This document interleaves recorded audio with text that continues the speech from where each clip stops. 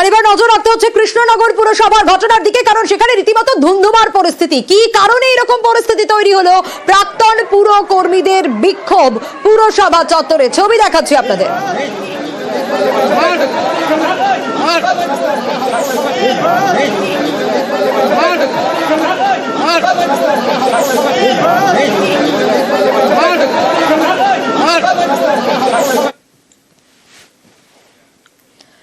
কৃষ্ণনগর পুরসভা চত্বরে রীতিমতো ধুন্ধুমার পরিস্থিতি তৈরি হয়। প্রাক্তন পুরকর্মী যারা রয়েছেন তাদের বিক্ষোভ পুরসভা চত্বরে। কি কারণে বিক্ষোভ, কেন এরকম পরিস্থিতি তৈরি হলো যা জানা যাচ্ছে, বকেয়া রয়েছে আর তার দাবিতে ডেপুটেশন প্রাক্তন পুরকর্মীদের। রীতিমতো মারধরের ছবি সামনে আসে, দেখুন সেই ছবি।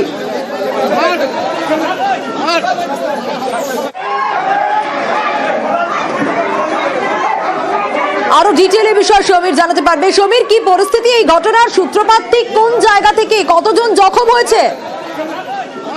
এই পর্যন্ত এখনো এই ঘটনায় 4 জন আহত হয়েছে। এদের মধ্যে যেমন অবসরপ্রাপ্ত কর্মীরা রয়েছে তেমন সাধারণ মানুষও রয়েছে। ঘটনা যেটা সূত্রপাত কৃষ্ণনগর পৌরসভা যারা অবসরপ্রাপ্ত কর্মী তারা দীর্ঘদিন ধরে তারা বকেয়া দাবির জন্য আন্দোলন করে যাচ্ছিলেন। আজকেও তাদের ডেপুটেশন ছিল এবং সেই ডেপুটেশন দেওয়ার উদ্দেশ্যেই বেশ কিছু অবসরপ্রাপ্ত কর্মী কৃষ্ণনগর পৌরসভা এসেছিলেন এবং তারা যখন ডেপুটেশন দিতে যান এবং বিক্ষোভ দেখাতে যান, ঠিক সেই সময় চেয়ারম্যানের অনুগামীরা তাদের উপর হামলা চালায় বলে অভিযোগ। এবং এই ঘটনায় একজন অবসরপ্রাপ্ত কর্মী সহ আরো বেশ কয়েকজন কিন্তু আহত হয়েছে, তাদের শক্তিনগর হাসপাতালে স্থানান্তর করা হয়েছে। এবং এর পাশাপাশি এই গন্ডগোলের খবর পেয়ে কোটা থানা পুলিশ ঘটনাস্থলে আসে এবং বিশাল পুলিশ বাহিনী এসে কিছু পরিস্থিতি নিয়ন্ত্রণে নিয়ে আসে। কিন্তু এখনো পর্যন্ত উভয় পক্ষের সমর্থক এখানে উপস্থিত রয়েছেন এবং চাপা উত্তেজনা রয়েছে। এখনো পর্যন্ত কিন্তু চেয়ারম্যানের রক্ষী এবং তাদের অনুগামীরা তারা কিন্তু তাদের ঘরে আটক অবস্থায় রয়েছেন এবং পুলিশ তাদেরকে উদ্ধার করে নিয়ে যাওয়ার চেষ্টা করছে। সোনিয়া, বেশ। কৃষ্ণনগর পুরসভা চত্বরের ছবি আপনাদের দেখাচ্ছি। ঘটনাস্থলে পুলিশ পৌঁছে পরিস্থিতি নিয়ন্ত্রণে আনে। এখনো পর্যন্ত যা খবর পাওয়া যাচ্ছে তাতে 4 জন আহত হয়েছেন এই ঘটনায়। এবং কেন এরকম পরিস্থিতি তৈরি হলো? ডেপুটেশন প্রাক্তন পুরকর্মীদের, কারণ বকেয়ার দাবিতেই ডেপুটেশন প্রাক্তন পুরকর্মীদের।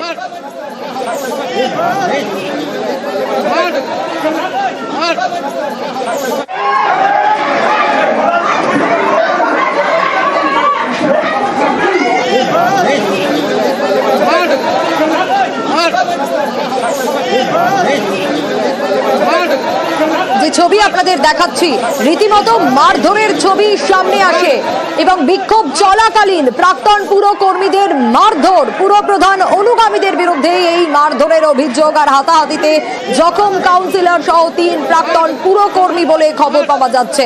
বকেয়ার দাবিতে ডেপুটেশন এবং যে পরিস্থিতি তৈরি হয়েছিল সেই ছবিটা দেখাচ্ছি আপনাদের। পুরসভার অবসরপ্রাপ্ত কর্মীদের বিক্ষোভ আর সেখানে মারধরেরও অভিযোগ। এখন কি অবস্থা, কি আপডেট সমীরের কাছ থেকে জানবো। সমীর, কি ব্যবস্থা নেওয়া হয়েছে, কোনো ব্যবস্থা কি নেওয়া হয়েছে? যে পরিস্থিতি তৈরি হয়েছিল এখন কি অবস্থা? এখনো পর্যন্ত পৌরসভা চত্বরে পর্যাপ্ত পুলিশ মোতায়েন রয়েছে এবং উভয় পক্ষের সমর্থকরা কিন্তু উপস্থিত রয়েছে এবং চাপা উত্তেজনা এখনো রয়েছে। তবে কিন্তু এখনো পর্যন্ত চেয়ারম্যান এবং তার অনুগামীরা কিন্তু তাদের ঘরে আটক অবস্থায় রয়েছে, তারা বাইরে বেরোতে পারছে না এবং পুলিশ তাদের পাহারা দিয়ে রেখে দিয়েছে এবং চেষ্টা করা হচ্ছে তাদেরকে উদ্ধার করে নিয়ে যাওয়ার। কারণ যারা বিক্ষোভ দেখাতে এসেছিলেন তারা সহ এখন অনুগামীরা তারা উপস্থিত রয়েছে, তাদেরকে বিক্ষোভ আসার পরে তাদেরকে করে আবার পাল্টে ঝামেলা হতে পারে। এই পরিস্থিতি যাতে না হয় সেজন্য কিন্তু পুলিশ মোতায়েন করা রয়েছে এবং যারা আহত তাদেরকে শক্তিনগর হাসপাতালে পাঠানো হয়েছে এবং সেটা চিকিৎসা চলছে। তবে এখনো পর্যন্ত পৌরসভার পক্ষ থেকে কোনো অভিযোগ দায়ের করা হয়নি বা যারা অবসরপ্রাপ্ত কর্মী আহত হয়েছে তাদের পক্ষ থেকে কোনো অভিযোগ দায়ের করা হয়নি। ফলে পুলিশ এখনো পর্যন্ত এই ধরনের কাউকে গ্রেফতার বা আটক করতে পারেনি। সোনিয়া, সেক্ষেত্রে আরো একটা বিষয় একটু জানতে চাইবো সমীর, এই যে বকেয়ার দাবিতেই এই রকম পরিস্থিতির তৈরি হলো, তারা ডেপুটেশন জমা দিয়েছিলেন প্রাক্তন পুরকর্মীরা, একটু জানতে চাইবো তোমার কাছ থেকে। একদমই তাই। দেখো, এই কৃষ্ণনগর পৌরসভার যে 100 জন অবসরপ্রাপ্ত কর্মী রয়েছেন তাদের পেনশনটা গ্র্যাচুইটি বাবদ দীর্ঘদিন ধরে বকেয়া পাওনা রয়েছে এবং সেই বকেয়া দাবিতে দীর্ঘদিন ধরে তারা আন্দোলন করছেন, দাবি জানিয়ে আসছেন। কিন্তু অভিযোগ তাদের কথায় কর্ণপাত করছে না পৌরসভার চেয়ারম্যান। এই কারণেই কিন্তু আজকে তারা বিক্ষোভ দেখান বা পাশাপাশি ডেপুটেশন দিতে আসেন এবং 2 থেকে 21 ফেব্রুয়ারি ভাষা দিবস তাদের বিক্ষোভ বা অনুষ্ঠান চলাকালীন কিন্তু ভাষা দিবস উপলক্ষে যে প্রোগ্রামের আয়োজন করেছিল কৃষ্ণনগর পৌরসভা, তারা জোর করে মাইক বাজিয়ে দেন এবং এই নিয়ে 2 পক্ষের সূত্রপাত শুরু হয় এবং পরবর্তীতে হাতাহাতিতে পৌঁছায় এবং এই হাতাহাতি চলাকালীন কিন্তু উভয় পক্ষে 4 জন আহত হয়েছেন। এর মধ্যে একজন পৌরসভার কর্মী যেমন রয়েছেন, এর পাশাপাশি রয়েছে অবসরপ্রাপ্ত একজন কর্মী। তারা কিন্তু শক্তিনগর হাসপাতালে চিকিৎসাধীন এবং এই যখন গন্ডগোল শুরু হয় খবর দেয় কোতোয়ালি থানার পুলিশ ঘটনাস্থলে আসে এবং তারা এসে পরিস্থিতি নিয়ন্ত্রণে নিয়ে আসার চেষ্টা করে এবং এখন পরিস্থিতি যথেষ্ট নিয়ন্ত্রণে রয়েছে, কিন্তু চাপা উত্তেজনা রয়েছে। সোনিয়া, সেক্ষেত্রে সমীর, আরো একবার একটু জানতে চাইবো তোমার কাছ থেকে যে এই ঘটনার সূত্রপাত যখন তারা পৌঁছন ডেপুটেশন জমা দিতে এবং এখনো পর্যন্ত এই ঘটনায় 4 জন আহত হয়েছেন, তাদের অবস্থা কিরকম? এই ঘটনায় কিন্তু একজনের মাথা ফেটেছে এবং একজনের নাকে আঘাত লেগেছে এবং একজন চোখে আঘাত লেগেছে। এদের মধ্যে একজনকে শক্তিগত জেলা হাসপাতালে স্থানান্তর করা হয়েছে, সে এখন সেখানে চিকিৎসাধীন রয়েছে। বাকিদের কিন্তু এখনো প্রাথমিক চিকিৎসা চলছে। তবে এই ঘটনায় এখনো পর্যন্ত যারা মারামারিতে বা এই গন্ডগোলের সাথে যুক্ত তাদের কাউকে কিন্তু পুলিশ এখনো গ্রেপ্তার করেনি বা আটক করেনি, কারণ কোনো পক্ষ থেকে অভিযোগ দায়ের করা হয়নি। তবে ঘটনা তদন্ত শুরু হয়েছে এবং বিষয়টাতে ডিএসপি প্রিন্সিপাল তিনিও কিন্তু ঘটনার গুরুত্ব বুঝে ঘটনাস্থলে এসেছেন এবং দফায় দফায় দুই পক্ষের সাথে কিন্তু কথা বলে পরিস্থিতি নিয়ন্ত্রণে আসার চেষ্টা করছে। এবং এর মধ্যে কিন্তু তৃণমূলের যে কাউন্সিলর অর্থাৎ কৃষ্ণনগর পৌরসভার কাউন্সিলর এবং চেয়ারম্যান গোষ্ঠী তাদের মধ্যে কিন্তু একটা দ্বন্দ্ব কিন্তু প্রকট হয়ে উঠছে। সোনিয়া, সেক্ষেত্রে সমীর, একটু জানতে চাইবো তোমার কাছ থেকে যে এই যে প্রাক্তন পুর কর্মীরা তারা বকেয়ার দাবিতে ডেপুটেশন দিতে পৌঁছলেন, কিন্তু এই সময় কাদের বিরুদ্ধে অভিযোগ, কারা এই পরিস্থিতি তৈরি করলো? এবং তোমাকে আগেই জানিয়ে রাখি, এই যে কৃষ্ণনগর পৌরসভা তৃণমূল পরিচালিত এবং এখানে কিন্তু কৃষ্ণনগর পৌরসভার যে তৃণমূলের এই কাউন্সিলর রয়েছে তারা দুটি গোষ্ঠীতে আড়াআড়ি বাধায় বিভক্ত। একদল রয়েছে চেয়ারম্যানের পক্ষে, আর একদল রয়েছে এই অবসরপ্রাপ্ত কর্মীদের পক্ষে। এই অবসরপ্রাপ্ত কর্মীরা যখন এখানে আন্দোলন করতে আসেন তাদের আন্দোলনকে মান্যতা দেওয়ার জন্য বা সমর্থন দেওয়ার জন্য কিন্তু বিরোধী পক্ষের কাউন্সিলরও সেখানে উপস্থিত ছিলেন এবং তারা অনুগমানে উপস্থিত ছিলেন।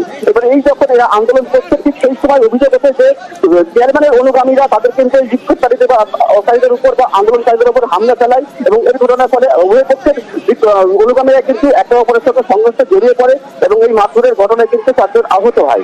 তখন কিন্তু এই এলাকায় পরিস্থিতি উত্তপ্ত হয়ে ওঠে এবং খবর পেয়ে পুলিশ আসে এবং পরিস্থিতি নিয়ন্ত্রণে নেওয়ার চেষ্টা করে। কিন্তু এই পরে কিন্তু যে ডেপুটেশন কর্মসূচি ছিল অর্থাৎ যারা আন্দোলনকারী বা বিক্ষোভ দেখাচ্ছিলেন অবসরপ্রাপ্ত কর্মীরা, তারা কিন্তু পরবর্তীকালে পুলিশের হস্তক্ষেপে পৌরসভার চেয়ারম্যানের কাছে তাদের ডেপুটেশন দিয়েছেন এবং চেয়ারম্যান কিন্তু এই ঘটনার জন্য সম্পূর্ণভাবে তৃণমূলের অপরপক্ষে কাউন্সিলর তাদেরকে দায়ী করেছেন যে তাদের মদতেই এই ঘটনা ঘটেছে। বেশ,